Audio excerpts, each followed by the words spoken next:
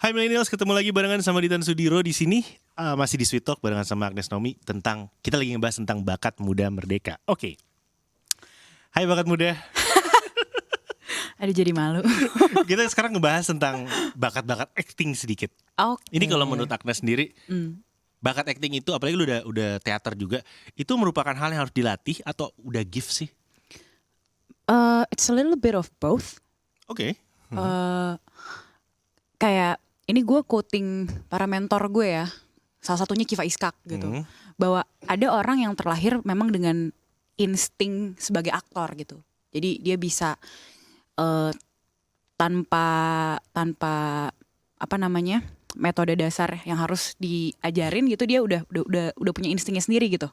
Cuma menurut gue kalaupun kita lucky enough to have that gift tapi nggak diasah, menurut gue acting tuh kayak bahasa, lama-lama akan luntur juga gitu. Oh iya, oke. Gitu, jadi kayak emang harus terus nyari-nyari kelas atau terus ikutan project atau ya you have your own platform now. Harus aktif pokoknya Yes, ya. Harus sangat little bit of both. little bit of both. Kalau menurut lo sendiri, lo lebih besar di mana nih, gift atau? Waduh, kalau gue Coba lo ngaca, lo menilai diri lo sendiri. mungkin gue tipe yang mungkin gue jawabnya susah nih. Susah coba, nggak apa, it's okay. Ini Soalnya- cuma ada lo sama gue di sini, nggak ada orang lain yang Nggak ada orang lain ya. Kita berdua doang. Tapi akan ada yang nonton. Tapi karena mungkin dari kecil gue juga terbiasa dengan itu, jadi instingnya terbangun. Itu instingnya terbangun menurut gue. Tapi gue lebih ke arah yang diasah bakatnya. Gitu. Oke. Jadi latihan karena kan memang ya dari kecil gue familiar dengan dunia tersebut. Ya udah lama-lama jadi kebangun sendiri tuh. Jadi gue lebih ke orang yang mungkin latihan sih, skillnya diasah gitu. Oke. Dan ngomong juga tentang skill dan acting, apa sih hal yang harus dimiliki oleh seorang aktor sebenarnya menurut lo? Ini kalau yang gue pelajari adalah aktor itu harus punya 3 key ingredients gitu. Yang pertama, ini nggak berurut ya sama pentingnya semua, knowledge, observation skill, and also empathy gitu. Dan menurut gue yang paling susah adalah the third one, which is empathy. Oke. Yes. Karena Why? Kok gue merasa gue lebih mudah berempati daripada knowledge ya? mungkin it applies differently ya. Oke. Ya, tapi maksudnya kalau untuk gue empathy tuh agak susah karena ternyata gue kira gue berempati, ternyata gue hanya bersimpati gitu. Oh Dulu, iya ya, iya, jangan-jangan gue begitu ya, bener juga ya. Gue cuma kayak ya kasihan ya berdua, tapi I don't actually take action gitu. Itu kan empathy gitu ya, menurut pengertian pribadi gue gitu. Dan ternyata aktor tuh harus punya empathy yang ya adalah empathy lo, kalau Tingkatnya udah diempati bukan simpati lagi. yes. Kayak gue cuma simpati aja deh. Thank you lo udah ngejelasin. Nggak, Thank siapa you udah tahu. ngingetin. Atau you're just being humble. Enggak We don't juga. know. Kadang empati kebanyakan simpatinya. Bener juga dia, bener. Iya gitu sih mas, Oke. menurut gue. Thank you lo untuk penjelasannya, Aduh. diingetin artinya. Senang juga jadi bisa sharing ternyata ya. Dan anyway, ini masih ngomongin tentang menjadi aktor. Ini menurut tuh di masa depan lo pengen dikenal sebagai aktor yang apa sih? Aduh, gue sebenarnya nggak neko-neko sih mas. Apa? Ya gue karena gue adalah orang pertama di keluarga inti yang akhirnya terjun di entertainment industry. So I would like,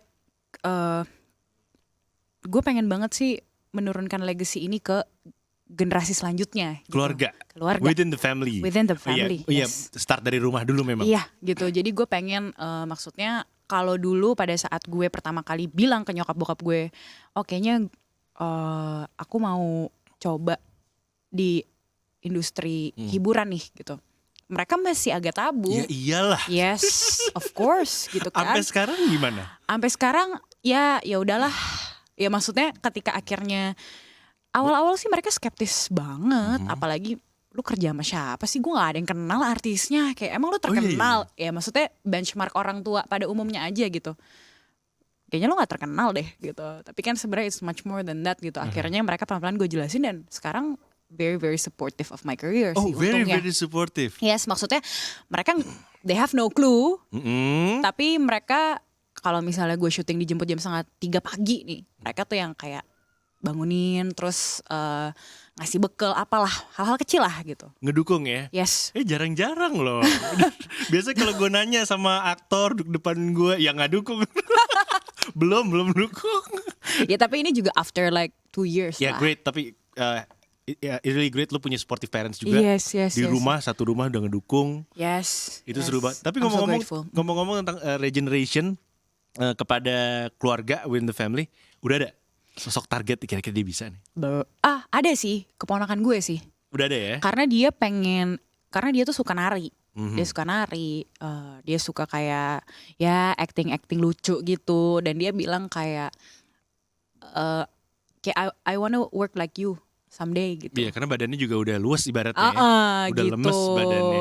Emang menurut lo kenapa perlu banget regenerasi di perfilman Indonesia nih? Kan lo kan bakat muda merdeka, udah mikirin regenerasi gitu. Enggak, sebenarnya gini, mungkin karena gue juga yang tadi gue bilang, gue tidak terlahir dari keluarga yang dulunya mungkin aktor senior, atau gue I don't have access ke sana lah gitu. Jadi gue pengen ada regenerasi tuh supaya orang-orang yang dulunya kayak gue atau kayak gue sekarang even itu punya kesempatan lebih juga gitu. Harapannya seperti itu Yes, harapannya seperti itu. Positif banget. Iya. Oh gitu ya, belum ditampar hidup ya? Ibaratnya, tapi gak apa-apa. Udah, apalagi lo juga punya di keluarga yang lo pengen jadiin regenerasi lo juga. Iya, gitu. iya. Jadi mungkin karena ngelihat dia, lo jadi berpikiran seperti itulah. Betul. Tapi anyway, pas banget nih karena lu juga ibaratnya lu juga mengakui gue baru berapa tahun terjun di industri ini. Kalau menurut lu project apa yang kayaknya perlu nggak sih adanya project pendidikan untuk jadi artis ibaratnya, untuk jadi aktor, perlu nggak sih? Kan sekarang kayak lu kelas teater itu kan di luar ekstrakurikuler mungkin kan? Iya. Kalau misalnya sekarang kan sebenarnya ada ya penjurusan seni peran. Itu tuh sebenarnya ada di beberapa kampus gitu, tapi memang tidak quote unquote seserius di luar gitu. Menurut gue sebenarnya kelas acting itu perlu, atau pendidikan soal seni peran itu perlu. Kenapa? Karena ada beberapa basic methods yang akan mempermudah kita ketika kita kerja di lapangan, and also for networking of course. Gitu, sama aja kayak sekolah sih sebenarnya. Basic methodnya apa sih? Gue pengen tahu gitu, lumayan ya kan. Sebenarnya beda-beda ya, setiap kelas acting beda-beda. Dan gue juga kebetulan di luar gue teater di sekolah, gue baru sekali ikut kelas acting, yaitu di bengkel. Tapi kalau dari bengkel acting Kuma sendiri, ada satu metode yang sampai sekarang gue masih gunain pada saat gue reading atau shooting. Itu dari Uta Hagen, itu ada 9 questions gitu. So sebelum kita masuk karakter, kita ada 9 pertanyaan yang harus kita jawab sebagai Agnes dan sebagai karakter yang Agnes mainin. Lalu akhirnya carilah benang merahnya. Dan menurut gue itu mempermudah. Itu ada template-nya juga ya? Yes, ya maksudnya untuk gue yang paling cocok itu. Mungkin buat Mas Ditan beda. Ada banyak metode berarti ya. Gitu. Noted. Tapi ini sebagai pertanyaan buat lo, sebagai, kan kalau di Indonesia tuh masih lah ya stigma anak cewek, cowok tuh agak dibedain. Ini anak cewek kerja di bidang entertain, tadi dibilang dijemput jam 2:30 pagi, pulangnya nggak tahu, bisa besok jam 7 pagi. Lo gimana, coba lo ngejelasin ke millennials di rumah bahwa ya itu terjadi, cuman ya ini positif juga gitu kan. Apalagi lo pasti kan pernah diomongin sama keluarga lo juga. Sebenarnya sih menurut gue, selama kita bisa ngasih pengertian, apalagi misalnya keluarga kita udah tahu konservatif, ya kasihlah pengertian dengan konteks yang mereka mudah ngerti gitu. Maksudnya kayak, ya gue jadinya cerita ke nyokap bokap gue kayak kenapa gue dijemput jam 2:30 pagi. Oh karena lokasinya di Bogor gitu, atau lokasinya di Ciape kayak gitu. Cipete, deket Cipete. Dan mah ini tuh kita harus ngejar matahari. Biasanya itu udah kuncian gue tuh. Emang iya bener. Bener, karena itu kan emang fakta di lapangan kan. Kita syutingnya mengejar matahari, nah itu belum dijelasin. Itu gimana yang jelasinnya? Ya kayak gitu. Oh jadi dia baru nangkep.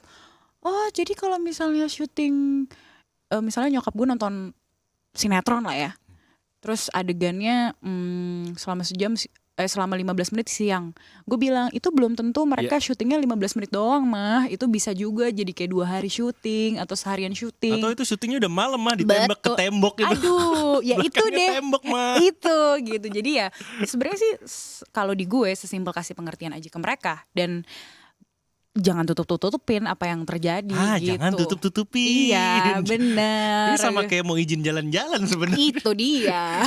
Kuncinya di jangan ditutup-tutupin. Iya. Make sense, Nes. Bener juga. Oke, sekarang kita sedikit ngomongin tentang peran. Antagonis atau protagonis kalau buat lo? Aduh, susah ya milihnya. Seneng dua-duanya. Udah gitu kayak sekarang kalau misalnya kita bilang protagonis dan antagonis udah nggak sehitam putih itu ya. Misalnya Iya, kayak bener.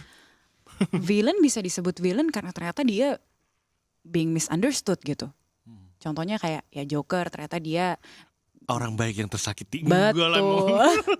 Iya kan. Emang gila.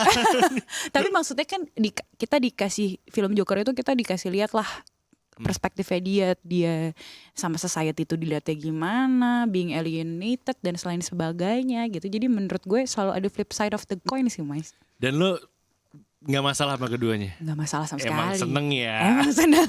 Emang seneng bermain peran. Tapi kalau lo sendiri disuruh milih peran seperti apa sih yang lo pengen coba? Mungkin yang lo belum pernah dalemin sampai sekarang. Gue pengen banget jadi mungkin kalau contoh kalau gue refer to Friends gitu ya, sitcom Friends, pengen banget tuh mainin karakter kayak Phoebe. Dia tuh out of the box loh. Parah. Dan gue yakin banget susah banget mainin karakter Phoebe. Dia gak bodoh soalnya. Bener. Karakter Phoebe terlihat bodoh, Tapi enggak, dia pinter banget. exactly gitu kan, ternyata banyak layernya gitu kan. Banyak. Setiap dia punya celutukan dan segala macam tuh ada behind the scene-nya di balik itu sendiri. Iya, ternyata tiba-tiba dia being political apalah gitu-gitu. Nah, gue pengen sih mainin karakter kayak Phoebe. Atau mungkin anak-anak, gue pengen main karakter anak umur 15 atau 16 tahun yang lahir di era TikTok, era. Oh iya, yang kemarin beda era ya. Iya, gitu. Waktu gue SMA belum ada Mas Instagram. Gue juga nggak. Gue kuliah ketemu Friendster. Oke. Iya kan? Gak apa-apa, kita Iya bener kan? tapi gue masih kenal Friendster kok. Iya, Gue baru kuliah tuh ketemu Friendster Iya. tuh. Ini apaan nih? Itu awal mula ya. Awal mula abu-abu kalau nggak salah kan, apa bener. putih abu-abu Iya, warnanya. iya. Terus tiba-tiba akun Friendster gue mana? Ternyata udah dijual perusahaan. Iya ampun, padahal dulu seru ya. Gue ada beberapa memori di situ yang belum gue save foto-foto. Aduh, harusnya itu dimasukin langsung Mas ke Itu harddisk. dia. Kita nggak zaman dulu USB belum ada harddisk. Oh iya ya, Belum terkenal. USB. Oh my god. Jadi gitu karakter anak muda emang bedanya apa? Kenapa? Nggak, Tapi gue juga kayak lo sih, kayak seru emang iya. jadi anak muda Iya ya. sekarang. Gitu maksudnya, karena sekarang mereka tuh udah punya platform sendiri, mereka jauh lebih outspoken, lebih pinter lah, lebih Iya, iya, iya. critical gitu. Dan pasti kan jatuhnya personality mereka jadi lebih bold gitu in a way menurut gue. Iya benar. Karena dulu kalau zaman gue SMA, gue masih ada ketakutan untuk beropini gitu. Bener. Kita Gitu. kritikal pada diri kita dan teman-teman sekitar kita aja. Iya. Sebenarnya kritis dari dulu, cuman nggak kayak sekarang. Maksudnya mereka sekarang bener-bener nih, gue kasih nih Iya. mangkok, lo isi aja suka-suka hati lu gitu kan. Jadi gue pengen sih, apalagi mainin karakter yang umurnya jauh beda gitu, misalnya itu kayak psikologinya pasti kan berbeda juga, dan itu sih yang tertarik gue. Emang doyan ya nyari yang jauh banget sama diri Aja. sendiri. Enggak juga sih. Itu sebenarnya karakter anak SMA aja. Gue lu waktu SMA ya. Iya gitu, coba beda Beda zaman. beda setting. Pengen tiktokan tapi pakai seragam SMA. Sebenarnya itu. Iya kan bener. Bagaimana perasaan lo kalau zaman dulu kan, aduh nih mau cari perhatian sama si dia, gimana caranya? Kalau sekarang ada berbagai pilihan filter buat cari perhatian. Betul. Lo nggak perlu tahu dia nongkrong di Nggak mana. usah. Lo kasih filter aja nih, lihat foto gue yang ini. Wah nggak kena, coba yang ini. Ada banyak filter bisa kita coba. Bener. Bener juga ya, oke. Ampun. Tapi lo dalam mengambil peran sendiri, pertimbangannya apa aja sih? Apakah dari skripnya, rumah produksinya mungkin, direkturnya, atau dari mana? Kalau gue bener-bener punya kebebasan untuk memilih ya Mas, tanpa mengconsider segala Iya. faktor gitu. Iya, dengan catatan itu ya. Dengan Kalau catatan lu itu punya ya. kebebasan. Skrip sih, pasti gue akan terpacu pada skripnya gitu, karena kalau skripnya menurut gue semua cerita menantang. Tapi apakah interesting enough for me, atau itu relatable mungkin buat gue, atau sekaligus jauh banget, itu biasanya jadi indikator sih Mas, gitu untuk gue Memutuskan ya, ngambil atau enggak Iya. peran ini semuanya dari naskah berarti ya. Tapi balik lagi kalau itu emang gue dikasih kebebasan banget gitu. tanpa memikirkan tanggung Iya, iya. jawab. Oke, berarti ini pertanyaan selanjutnya masih kepada kalau lo dikasih kebebasan. Iya. Nih, kira-kira lo punya harapan pengen bermain film yang seperti apa dan beradu acting sama siapa? Kalau lo dikasih kebebasan. Kalau film seperti apa, karena gue belum pernah horor, mungkin gue pengen banget horor sih. Gue belum pernah soalnya. Belum pernah gitu. Belum. Gitu. Dan beradu acting sama siapa ya tadi, Ladia Sheryl. Iya, dia cocok Wah. banget di horor. Ya, coba lo bisa bayangin kan mas settingnya. Aduh, pas gue nonton filmnya. Dia dapat banget di horor sih. Gitu. Iya, itu pengen sih mas. Oke, ini next nih. Ngebahas tentang film akhirat, lo perannya sebagai apa sih? Oke, kalau di akhirat itu gue sebagai Reva namanya. Dia itu sahabatnya Mentari yang dimainkan oleh Della Dartian gitu sih peran gue di sana. Ini boleh dipromoin nggak filmnya ini bisa ditonton di mana sih? Film ini pastinya akan bisa ditonton di bioskop di tahun ini, tapi kapannya kita harus menunggu dulu ya protokol pastinya dan lain sebagainya dari bioskop, dari pemerintah gitu-gitu. Iyalah, kita balik dulu ke filmnya sendiri. Filmnya bercerita tentang apa? Gila, judulnya aja akhirat. Akhirat A Love Story. Oke. See you in Jannah, sister. Iya Jannah sih. Jannah dong, bener, see you in Jannah. Settingnya nggak di Jannah dong. Itu nanti lihat aja. Oke, surprise berarti. Tapi ngomong tentang bioskop, kapan terakhir kali nonton di bioskop? Wah, I think over a year. Karena, Last movie, masih ingat gak? aduh, the last movie apa ya? If I'm not mistaken, Invisible Man. Invisible Oke. Man? Ya kayaknya itu deh. Itu terakhir nonton. Itu 2020 awal banget. Belum tahu corona apa, belum. Baru kayak Denger itu kan berita. baru selesai tahun baru deh. Iya. Iya, jadi baru denger berita kita tapi yang kayak udahlah Indo nggak bakalan kena gitu, sotoy. Oh iya, gue juga berpikir nanya nanti. Salah. Ternyata nantinya lebih cepat. Iya, paling Mei Juni, nggak salah bro, cepet banget. Aduh, tapi ya sudah lah ya. Jadi itu terakhir nonton. Iya. Bioskop daerah mana masih inget gak? Soalnya gue udah gak inget gue nonton apa. Gue inget gue nonton terakhir 2019, 2020 belum sempat nonton. Oh, belum. Dan gue udah gak inget gue nonton apa, nonton di mana tuh gue gak inget. Gue nonton di Senayan sih. Masih inget ya daerahnya? Iya, Hebat daerah sekali. Senayan, iya. Hebat sekali, masih Gitu, inget. betul.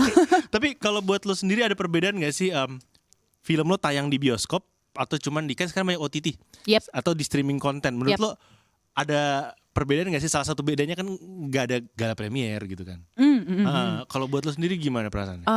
Menurut gue bedanya pasti di experience sih.